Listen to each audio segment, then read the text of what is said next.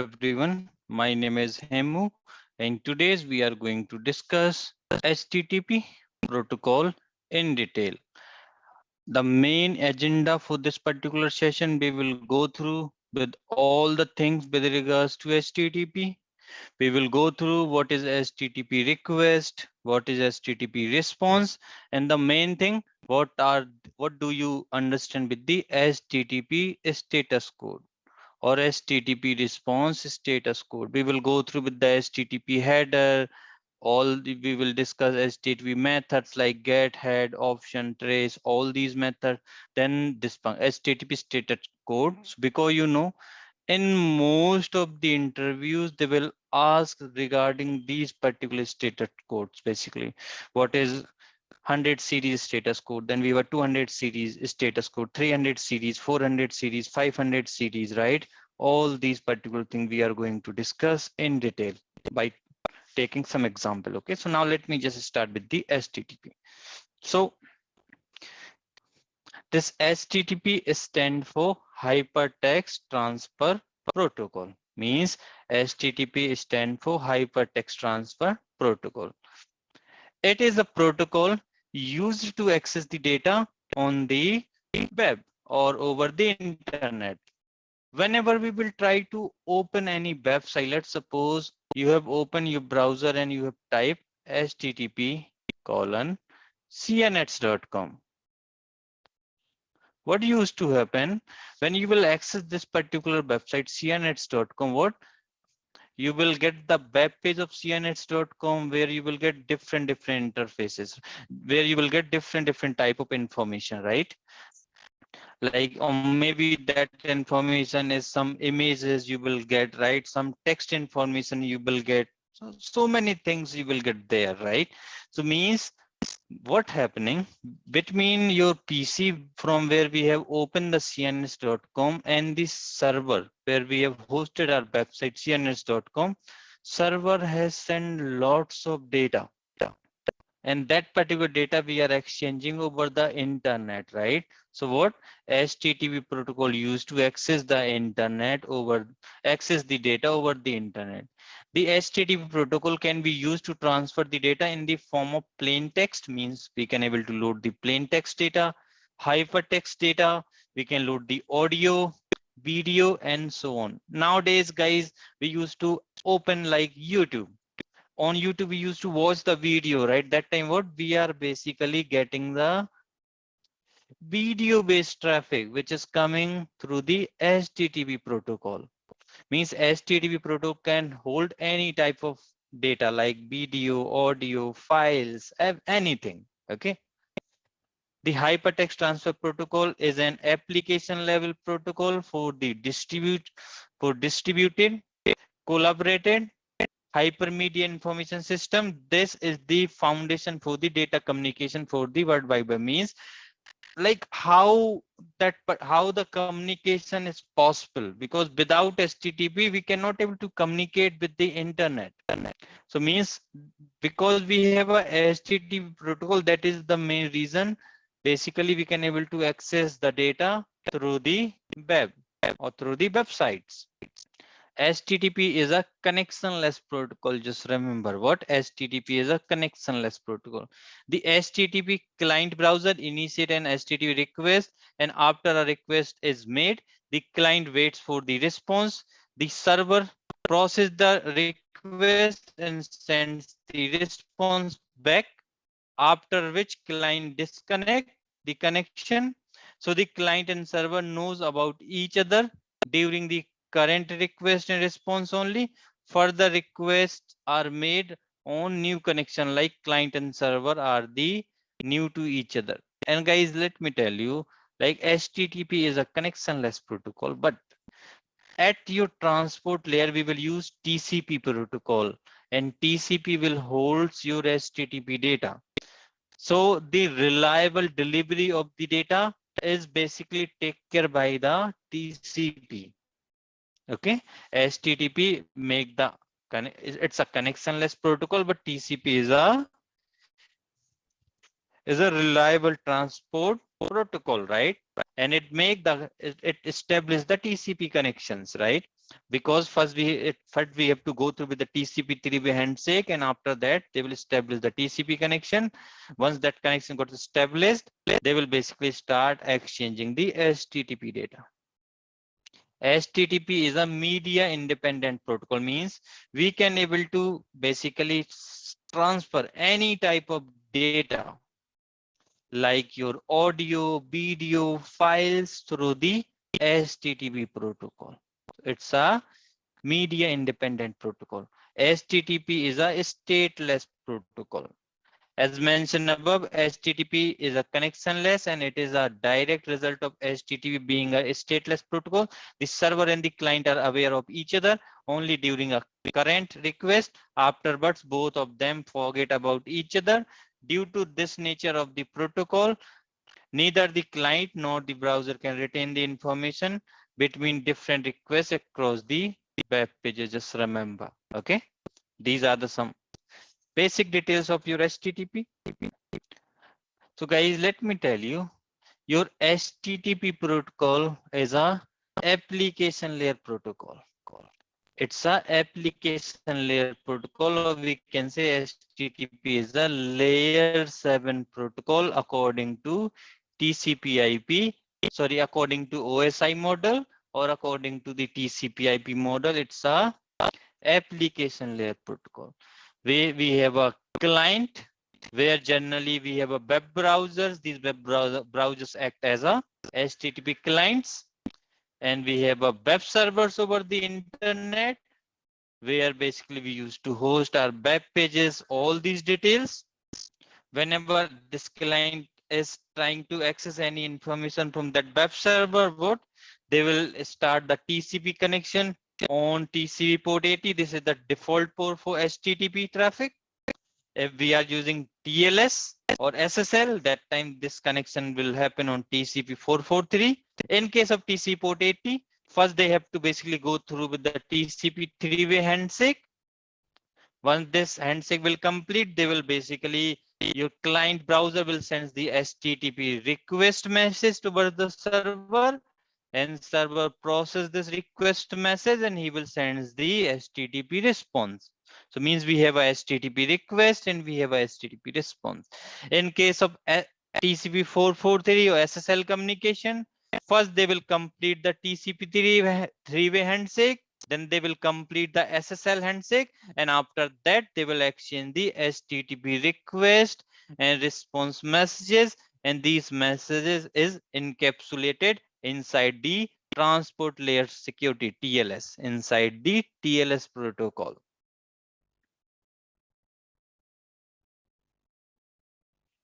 Okay. Example, the browser translated the URL like sianets.com into the following request message. So let's try to understand the HTTP request and HTTP response. So let's suppose what I did, I have opened my web browser and I have typed this particular URL, http://www.sianets.com/docs/index.html. So what will happen? Now my browser, it will generate the HTTP request message where it will use a HTTP method called get.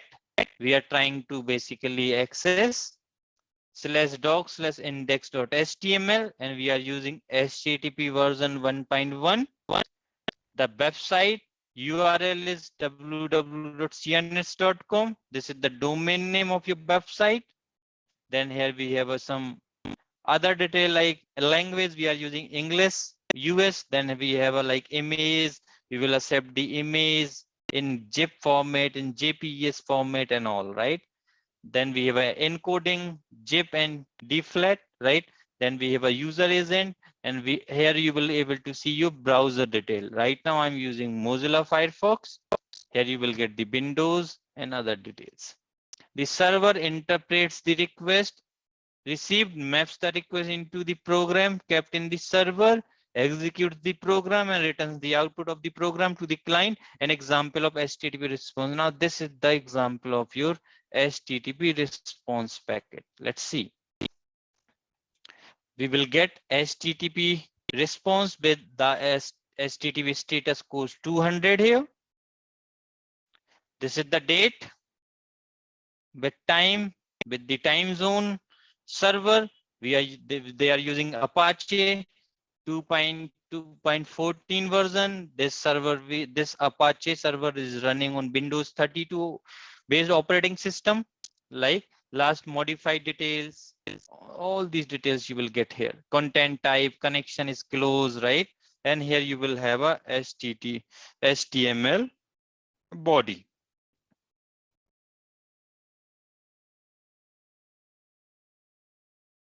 Now let's try to understand the HTTP request and response messages. Let me just do the coloring on it.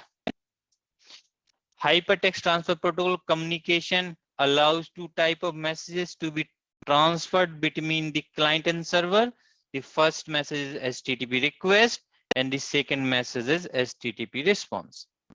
If you will go into HTTP requests are the messages sent by the client to initiate an action on the server. Now, this HTTP request, it has some detail. It has some detail. Or meanwhile, let me do one more thing. I have basically taken some of the capture here, and this you can see, if you will go here, like this is the source IP address 192.161.140, and this is the destination IP address. This is my server IP. This is the client IP. Source is client, destination is server. You can see they have go through with the three-way handshake, SYN plus connect, and after that you can see this HTTP message. This is the HTTP request message.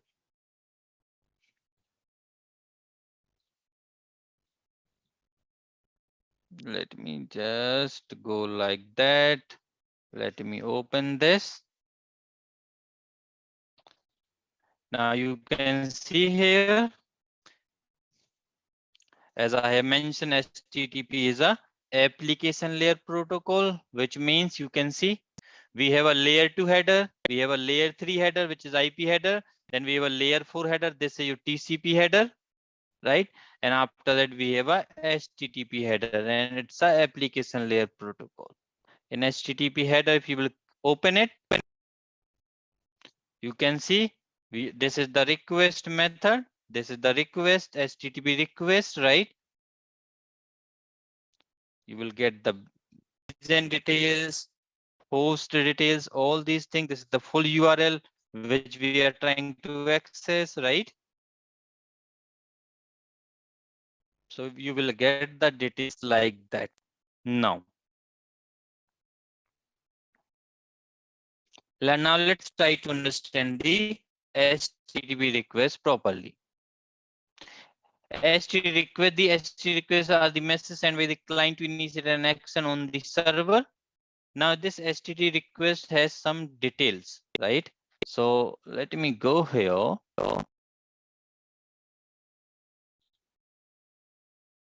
So the main component available in your HTTP request message is the very first thing. The very first thing which is available in your message is the request line.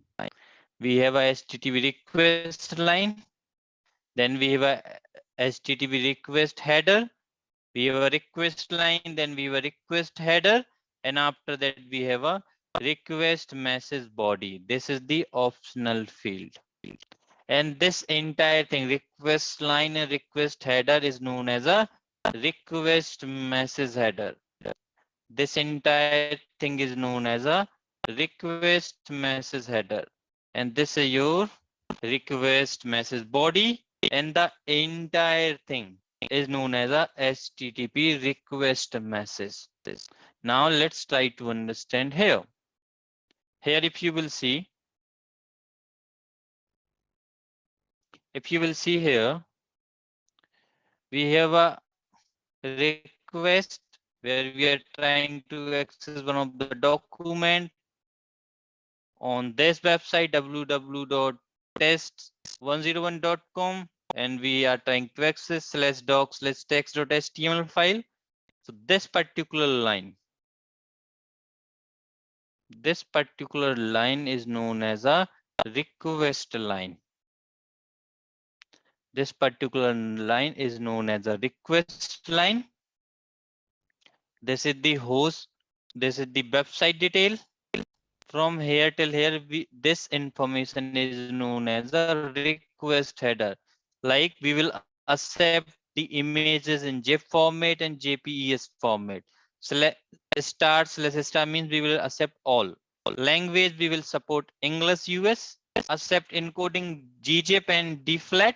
These are the encoding method. User agent is Mozilla.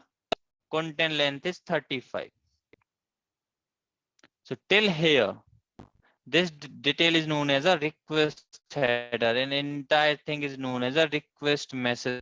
And after that, whatever data you will able to see here is your request message body. This is your request message body.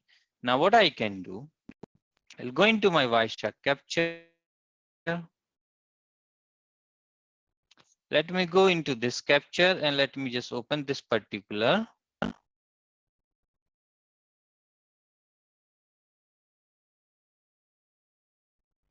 Let me, yeah.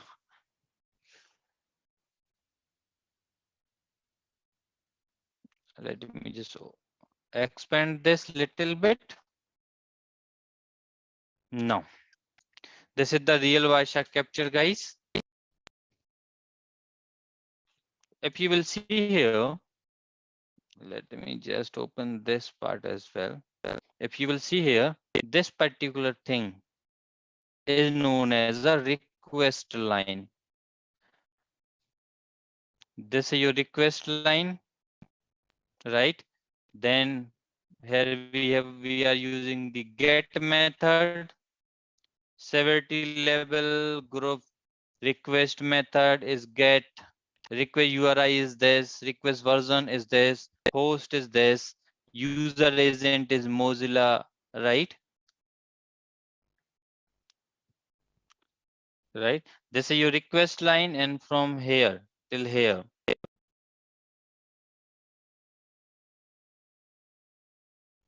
is known as a request header. This part,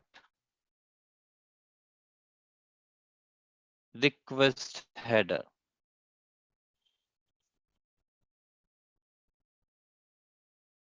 right? So that's the detail. Okay. Now, now here also you can see with some colors the same information. We have a request header till here. This is your request line. This is the journal header details. Then we have a representation headers. This is your representation header, content type and content length detail. Here we have a whatever the more data is available. This data is also known as a, generally this data you can think like a request message body. Okay. So this is the information available into your HTTP request message.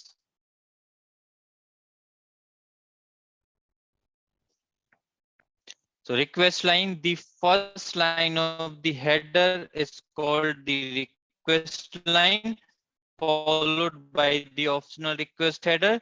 The request line has the below mentioned syntax. So your request line generally looks like this. We have a request method name, request URI, then HTTP version. This particular detail available into your request message. We have a method, right? We have a request method name, which is get, this thing, right? Then we have request URI and HTTP version. So this part is your request URI,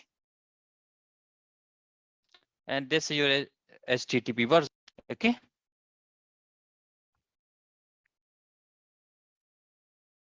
request method name. HTTP protocol defines a set of request methods. So guys, HTTP have couple of request method. We have a get method, we have a post, we have a head, and we have options, right? The client can use one of these methods to send a request to the server. Get, post, head, and options. We will discuss the HTTP request method in some time. Then we will request URI, specify the source, specify the resource requested. Version, like two versions are currently in use. We have a HTTP version 1.0 and HTTP version 1.1. So here you will get the version details. Then we have a request header. The request headers are in the form of name and value pairs. Multiple values separated by the commas can be specified as a request header. For example, request header name, request header value 1, request header value 2, like that you will have a request header.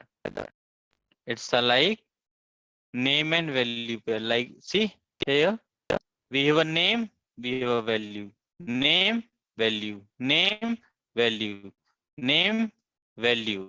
Here you will see multiple values, name, value. Okay, so that is your HTTP request. This is your HTTP request header. Okay. Now let's try to understand HTTP response. HTTP response are the messages sent by the server towards the client. Means whenever your client will send any HTTP request, means in this request he will mention what he is trying to, what he will basically mention is whatever the information is needed to this computer, what he will put that information to, he will request that information in the HTTP request message with the server. Server send the reply, send the response against this particular request is known as a HTTP response. HTTP response also have a status line and it has a response header. The first line is called the status line, followed by the optional response header. The status line has the following syntax: HTTP version, status code, and reason phrase. Now let's try to analyze this HTTP response.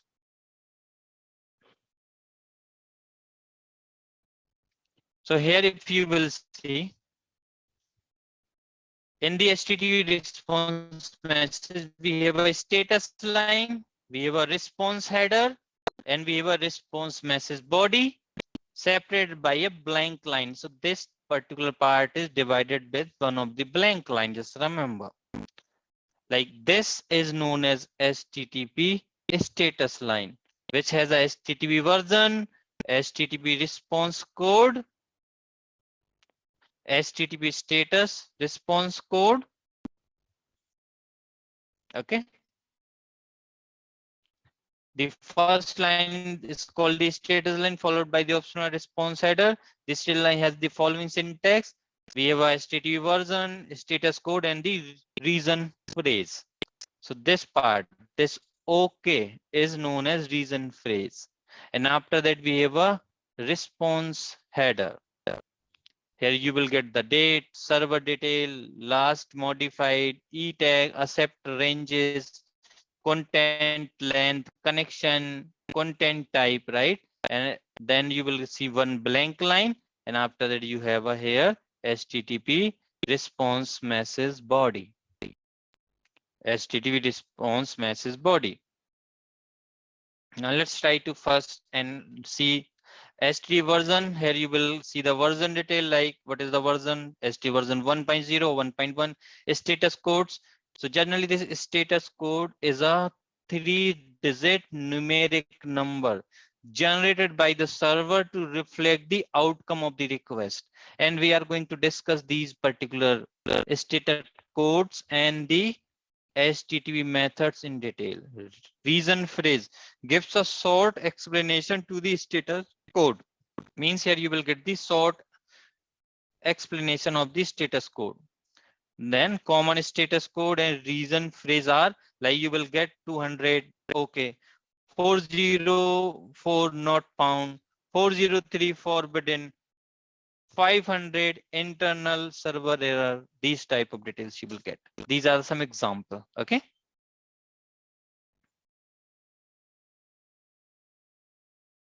And after that, we have a response header. The response headers are in the form of name and value pairs. Example, response header name, response header value 1, response header value 2, and all. Okay. Now, so guys, this is the details you will get generally in the HTTP response. Same thing. This is your HTTP response header. This is the status line representation header, right? How the data is represented. Header details, journal headers, right? Server details and all. That's how you have a details in your HTTP response. Go here. Let me just open this HTTP response.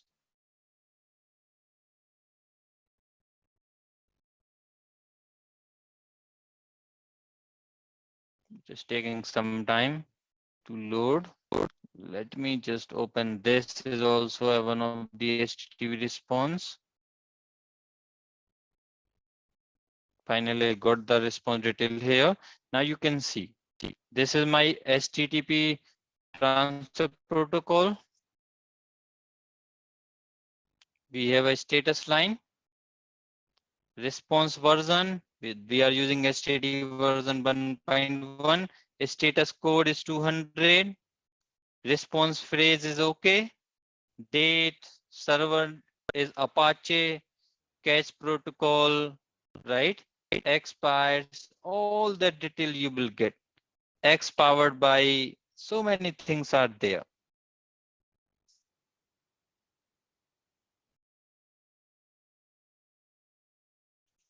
Right here you will able to see everything.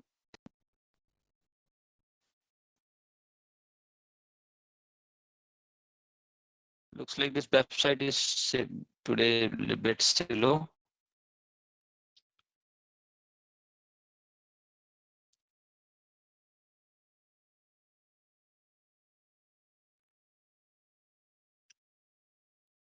Then here you will able to see continuation packet, right? Here you will get this data. This is also like continuation packet, then data and all, right? In your HTTP header. Okay.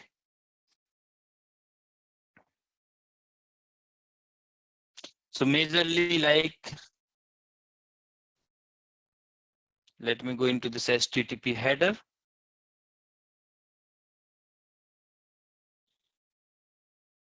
So guys, this is a very good website, http.dev/headers. And here you will get all the details. What you will get all the data, request, content, right? Response, so many things you will get here. So I'll always recommend you can basically check this particular website for more details. Okay. Now, the most important part which is asked in your interview is HTTP method.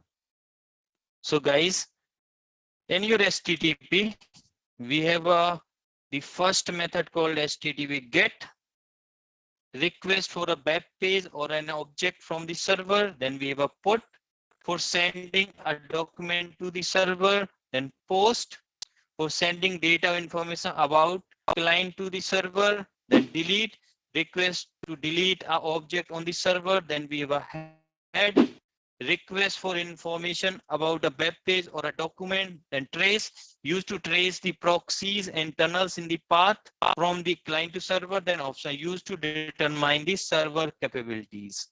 So these are the couple of HTTP methods are available here. Now let's try to understand these method details first. Okay. STD protocol specify a set of request methods. A client can use one of these methods to send a request message to an HTTP server. The very first method is get. A client can use the get request to get a web response from the server. Head. A client can use the head request to get the header that are to get a header that a get request would have obtained. Since the header contains the last modified date of the data, this can be used to check against the local cache copy. Post, used to post the data up to the web server. Means if you want to post something towards the server, you can use the post method.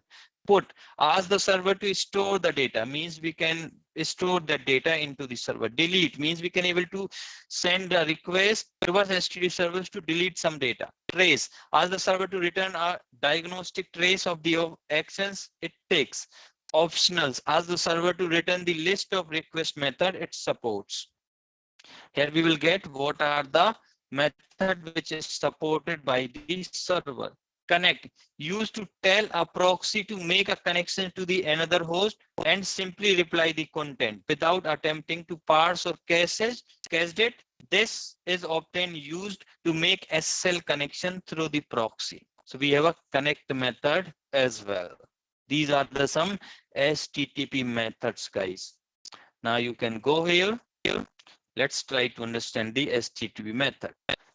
So here, guys, you will get couple of other method as well. Like we have a patch. This is the new method, right? It's available.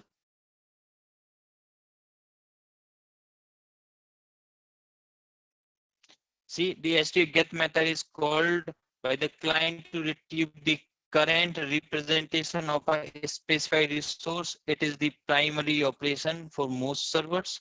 Head, the HTTP head method is the same as the HTTP get, but only transfer the status line and the HTTP response header. No message body is included. Means there is no message body included. Let me just open both get and header here. You will get the more detail about the this method, right? Request, when you will send the request, it will send this particular data. In response, you will get this. Go here. This is the request. This is the example, right? Conditional get another thing. So if you want a more detail regarding the get method, post method, you can definitely check out this particular website. That is the reason I have basically opened this website. Then we have a option. The STD options method is called by the client to inquire about what operations are available for the specified resource or the server in general. You can just open, you can see the detail. You can read that particular detail, right? When you will send this particular field with option field to let's say server like example.ai, you will get a response like that, like it supports options, get, head, post, all these details. Okay, let me just go and just copy this. Let me go and just paste here. Let me just see if that website is exist or not. Looks like it is not existing.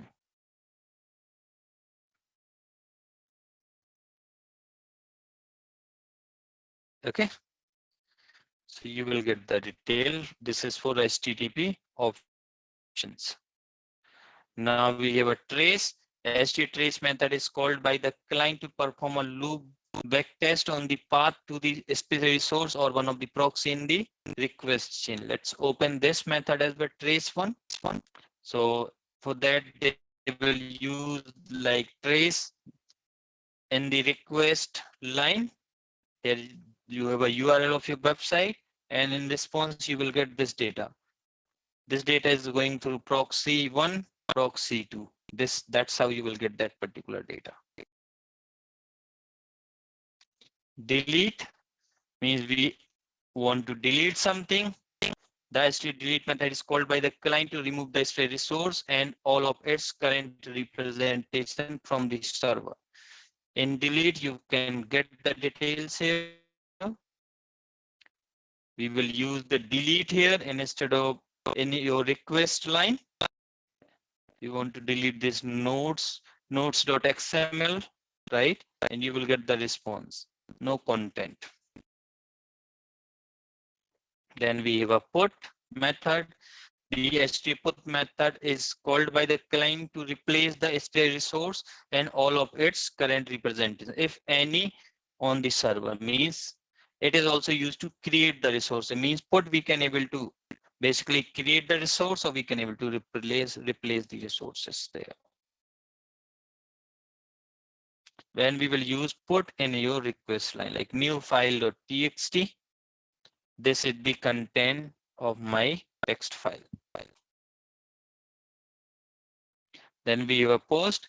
The stray post method is called by the client to interact directly with the response.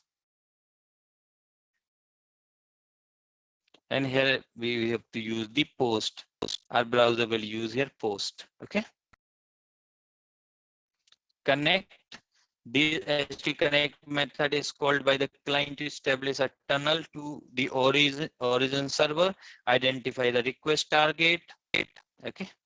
So these are the details with regards to the HTTP methods. Now, the most important thing, guys, and let me tell you, let's suppose if you are going for any type of, if you have mentioned like proxy knowledge in your resume, then definitely they will ask this question regarding this HTTP status code. So response, STD response status code, the first line of the response message, the status line contains the response status code, which is generated by the server to indicate the outcome of the request. The status code is a 3-digit numbers. So generally, HTTP have around 5 type of status codes. We have a 100 series status code, which is known as a informational status code. We have a 200 series status code, which is known as a success status code.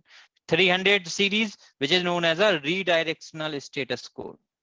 400 series, we have a client error status code. We have a 500 series, which is a server error status code. Means this 100 series, like request received, server is continuing the process. 200 means the request was successfully received, understood and accepted and serviced. Means you will get this 200 status code when your request received at the server, and server also process that request, and he has provided the necessary detail or necessary data to you. We have a redirection. Let's suppose your website is redirection is happening. So you're trying to access some website and into some link, and that time what some redirection is happening and you are going through some different link. That time you will see 300 status code, like further action must be taken in order to complete the request. 400 series 400 series status code you will see in HTTP response when there is a error at the client side. The request contains the bad syntax or cannot be understood.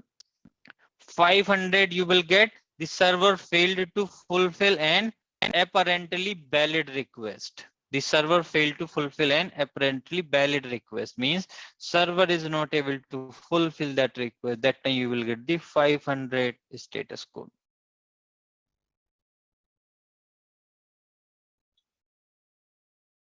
Now let's try to understand these status code one by one. Go here, go to into this HTTP status codes, information success, redirection, client error, server error and all, right? In 100 series, generally you have a HTTP status code 100, for continue, 101 for switching protocols, 102 processing, and 103 early hints. These are the generally 4 type of 100 series status codes you will able to see. An information response code informs the client that the request is continuing. The first one is continue. This means that the server in question has received your browser request header and it is now ready for the request body to be sent as well. Switching protocol. Your browser has asked the server to change the protocols and the server has compiled returning a response header before the rest of the server's response. Means here when we want to switch the protocol version or when we want to switch the change the protocol, you will get the switching protocol status code 101. What you will get the status code 101. Let's try to read all of them in detail.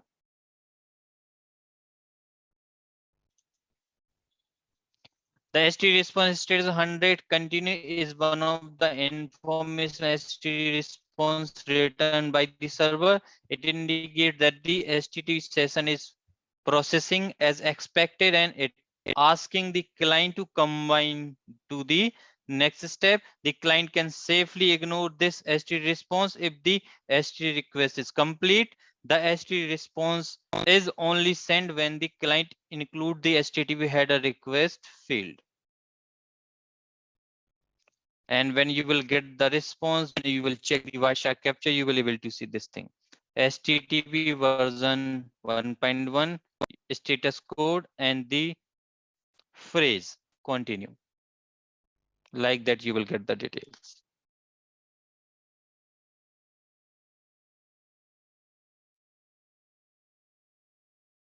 Okay. Now for 101, where you want to switch your protocol, HTTP response status code 101 switching protocol is an informational HTTP response returned by the server. It indicates that the HTTP session can continue and the server is switching to a new protocol. This response is sent when the client includes HTTP header request field. If your client request has a HTTP header request field upgrade as well as the HTTP request header field connection upgrade :upgrade, which is a mandatory HTTP request header. Means this particular detail will be available there. Yeah. Connection is upgrade protocol name and protocol version. And this details you will get. Upgrade HTTP2, HTTP3 like that. And you will get this particular response with code 101 switching protocol. And after that we have S101 processing 10 code like HTTP response status code 102 is also known as a processing, is an informational HTTP response that is sent by a server to inform the client that there will be a significant delay before the final HTTP response is sent and that a potentially long period of the time will pass before receiving the final HTTP response. Means if there's any delay on the response, that time server will send a response with HTTP code 102 towards the client. You will get this particular data. This particular thing you will able to see in your HTTP response if you did the Vaisha capture processing. Then we have 103 HTTP response status code 103 is also known as a early hints, is an informational HTTP response that can be used by the server to send HTTP header to a client in advance of a final HTTP response. It is used in conjunction with link header and it provides the client an opportunity to adjust accordingly. 103 early hints is used because HTTP response often contain links to the external resources that needs to be fetched before they can be used. Means sometimes what used to happen, maybe some of the text in index, some of the text data we are having into one server, maybe images we are having into some another server. So that time they will basically send you the links and you have to basically communicate with these particular links. Let me show you one thing. If I'll go here, let me just open a website called amazon.com. I'll click on inspect.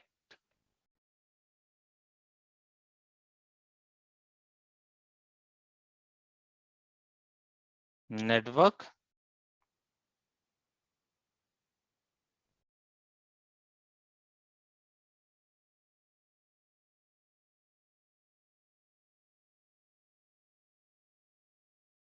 You can see there's a multiple links like media.amazon.com, right? Chromestatus.com, media, amazon.com and all, right? Because when this data is loaded, it will basically fetch from multiple locations. Okay.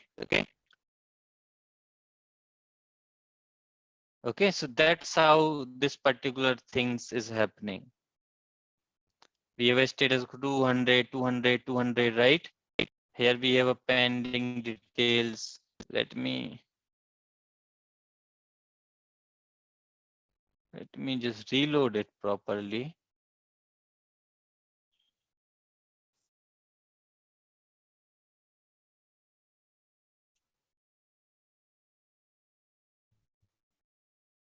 Okay. And meanwhile, if I'll go and if I'll type www.facebook.com.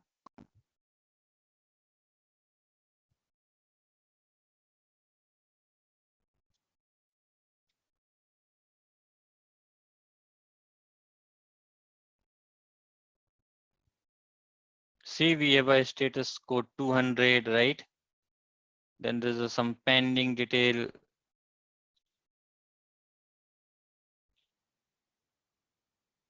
Some scripts, right? So multiple things used to happen basically.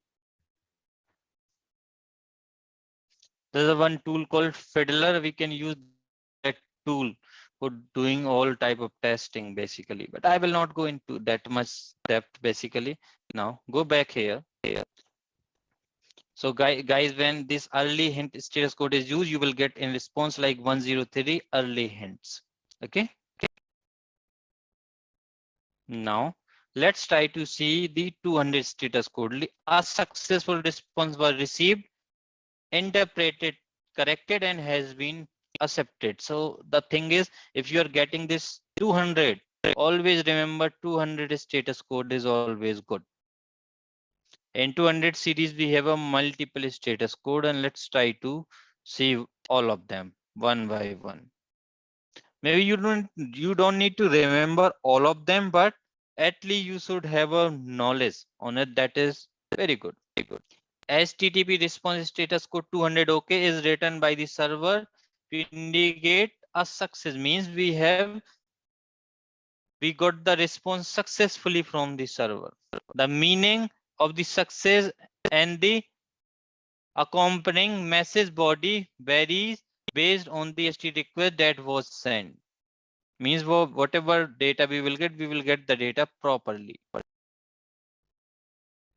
You will get HTTP get 200. In case of head, you will get 200. Post, you will get 200. Put, you will get 200. In case of date, you will get 200, right? Optional, you will get 200. Means generally these are the method like get method, your get, head, post, put, delete, and options. It will use this HTTP code 200 basically. Then we have a 201, which is known as a created. HTTP response status code 200 created is written by the server to indicate that a resource was successfully created by the HTTP requirement. Means when we trying to create anything, we will send this particular method, or we will send this we will basically, when we have sent one post method and we are getting this response like 201 created, means whatever data we want to create, it just created. Then we have a 202 accepted. HTTP response state code 202 accepted is written by the server to indicate that that a HTTP request has been received, although the processing is not yet complete. Ultimately, the HTTP request may not be fulfilled. So this, in that particular case, you will get this 202 response code. Then we have a 203 non-authoritative information. HTTP response status code 203 non-authoritative written by a proxy to indicate that the HTTP request was successful, but the message body has been modified. In that case, you will get 203 response basically. Sorry, this one. Non-authoritative information. Then we have a 204 is also known as no content. HTTP response status code 204 no content is returned by the server to indicate that a HTTP request has been successfully completed and there is no message body. Means there is no message body. Let me just try to check one thing. If I can have any capture for this.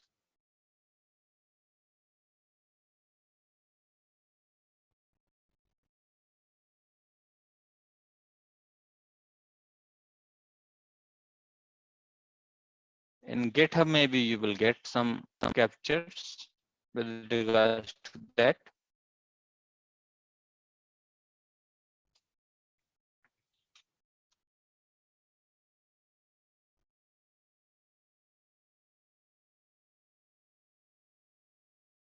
Let's just wait for this to reload. Meanwhile, let me just go there. So this particular no content 204 code you will get when there is no content. Now 205 reset content. A HTTP response status code 205 is sent by the server, or it is written by the server to instruct the client to reset the document view. A document in this context can be an HTML form. For example, this HTTP response is similar to 204 no content status code. In that, no message body is included. Then we have a 206 partial content. A HTTP response status code 206 is written by the server to indicate that a HTTP request has been successfully completed and the message body contains the requested range of the data. Means we have received the partial data from the server. Partial content. Then we have 207 multi-status.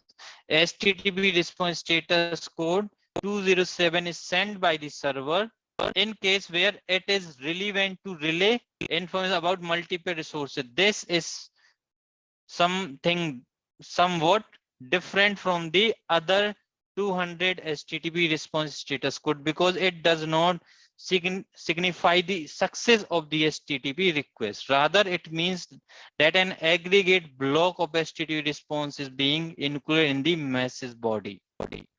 Then we have 208 already reported. HTTP response status code 208 already reported written by the server in cases where a HTTP response has already been given with regards to a specific resource. A server ought for this to avoid repeating information about a resource, sometimes caused by the multiple bindings.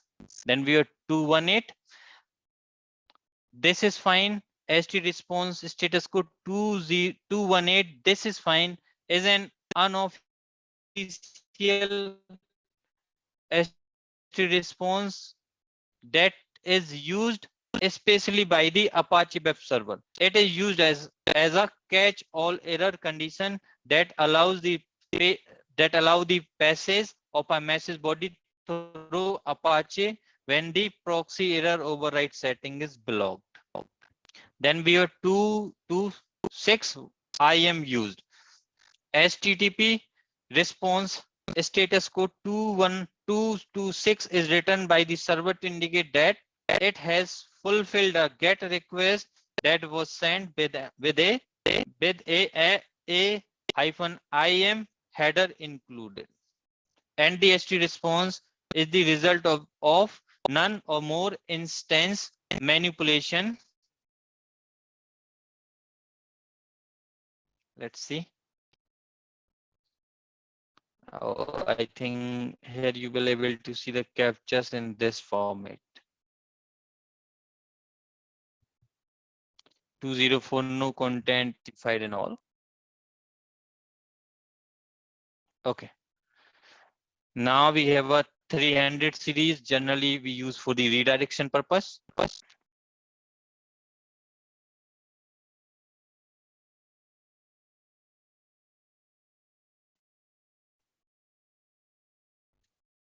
So we have a 300 multiple choice.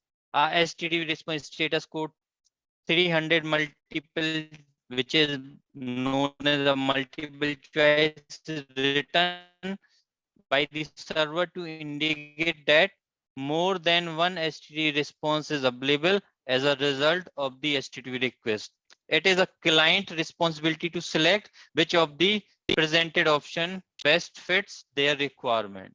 The HTTP response is catchable by default. If the default behavior needs to be overwritten, then the HTTP response must include the appropriate HTTP catching headers.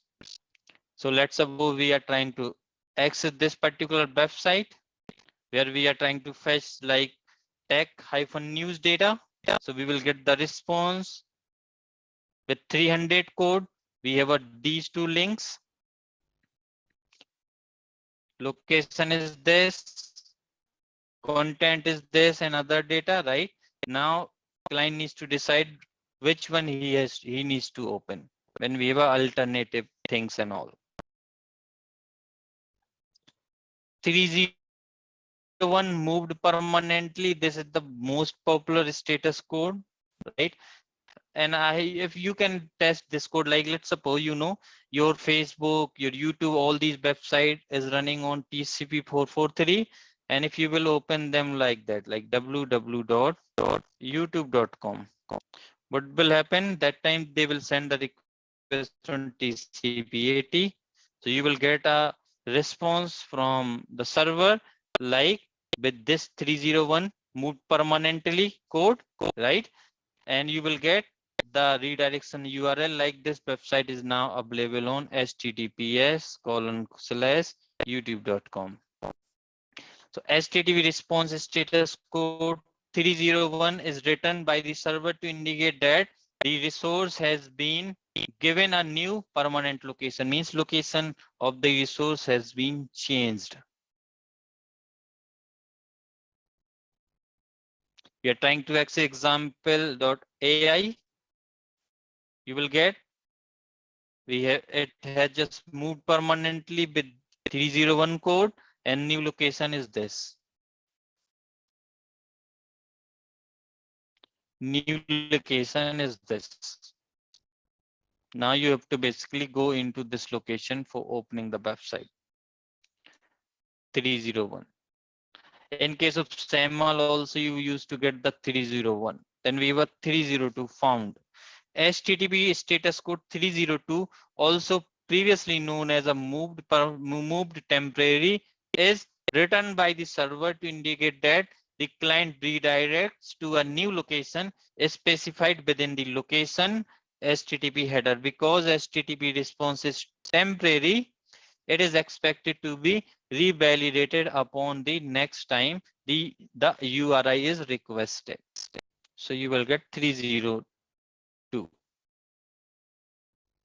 Like we are trying to open this website and we are trying to access this content from that website, right?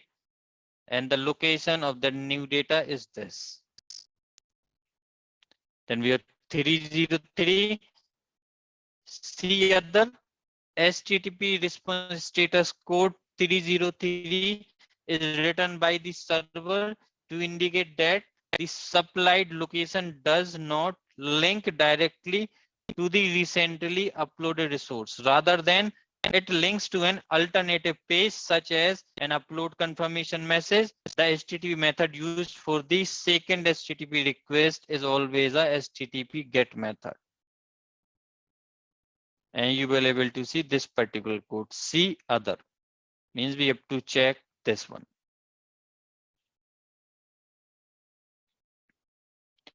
Then we have a 304 not modified. HTTP response status code 304 not modified is sent by the server in a limited number of cases. It implies that the HTTP request is safe, such as a GET or HEAD HTTP request, and the server conclude that the resource has not been changed since it was stored in the client cache.